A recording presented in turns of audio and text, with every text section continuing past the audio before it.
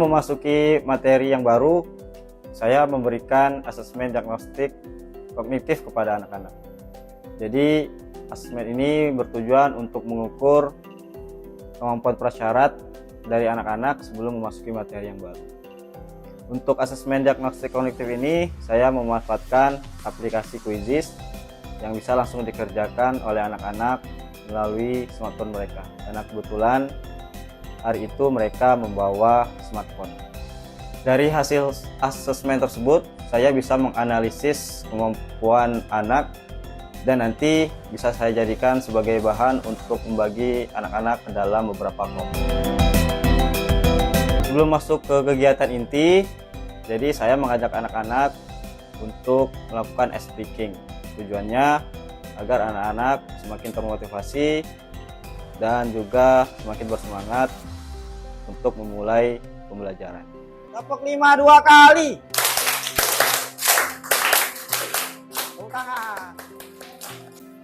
Pada pembelajaran kali ini, saya memilih model problem based learning. Problem based learning terdiri dari 5 fase. Pada fase pertama, yaitu orientasi siswa pada masalah, saya memanfaatkan sebuah video dari YouTube.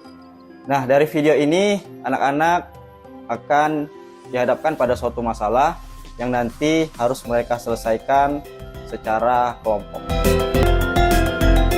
Selanjutnya pada fase 2, untuk organisasi siswa untuk belajar, saya membagi anak-anak menjadi beberapa kelompok.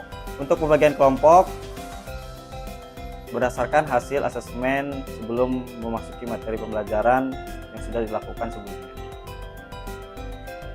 Di sini saya membagi anak-anak ke dalam 5 kelompok. Untuk nama kelompoknya kita sesuaikan dengan materi pembelajaran, yaitu menggunakan nama-nama hewan-hewan langka atau dilindungi yang ada di Indonesia. Kelompok 1, nama kelompoknya kelompok orangutan. Kelompok 2, badak. Bercula 1, kelompok 3, harimau Sumatera. Kelompok 4, gajah. Masih pada fase 2, saya juga membagikan anak-anak lembar kerja peserta didik. Nah, di dalam lembar kerja ini terdapat petunjuk untuk anak-anak mengerjakan dan mencari pemecahan masalah dari masalah yang sudah disampaikan di awal pembelajaran tadi. Setelah menyiapkan siswa untuk belajar per kelompok, selanjutnya di fase 3, yaitu anak-anak akan berdiskusi dengan kelompoknya masing-masing. Nah, di dalam diskusi ini anak-anak diminta untuk mencari sumber referensi dari internet maupun dari YouTube. Hasil diskusi mereka akan mereka tuangkan ke dalam lembar kerja yang sudah dibagikan, dan mereka juga akan berdiskusi menentukan proyek dari tiap-tiap kelompok, yang mana setiap kelompok nanti memiliki proyek yang berbeda-beda tergantung dengan minat dan keinginan mereka. Sambil mereka berdiskusi, nanti saya akan keliling menuju tiap-tiap kelompok untuk membantu kesulitan yang mereka hadapi, terutama dalam penggunaan aplikasi. Untuk yang membuat kelompok yang membuat infografik, nanti saya arahkan untuk menggunakan aplikasi Canva. Untuk kelompok yang membuat media presentasi, saya arahkan untuk menggunakan aplikasi Gamma.ai dengan menggunakan laptop yang sudah saya sediakan. Untuk kelompok yang membuat e-komik, langsung dari smartphone mereka menggunakan aplikasi pembuat komik online. Untuk kelompok yang membuat reels Instagram, nanti akan saya sediakan Chromebook untuk membuatnya di aplikasi InVideo. Dan yang terakhir ada kelompok yang membuat video. Nah, karena sekarang zamannya canggih, jadi saya arahkan mereka untuk menggunakan aplikasi Pictory.ai, karena dalam aplikasi ini membuat video itu begitu dengan mudah dan cepat menggunakan bantuan AI. Setelah anak berdiskusi dan menyelesaikan proyek mereka masing-masing, selanjutnya di fase 4 mereka akan mempresentasikan hasil kerja kelompok mereka di depan kelas.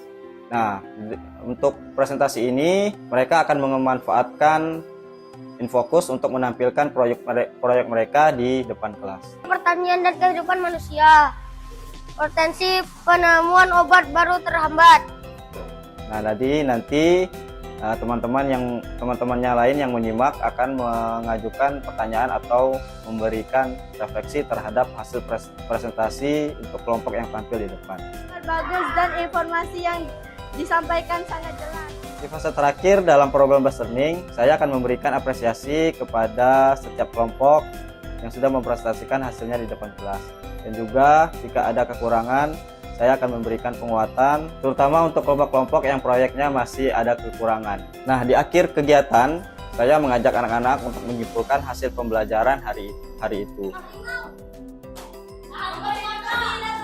Memberikan edukasi dan sosialisasi. Dan juga untuk evaluasi, saya memanfaatkan aplikasi Kahoot. Dengan aplikasi Kahoot ini, anak-anak menjadi lebih senang dan lebih termotivasi untuk mengerjakan evaluasi.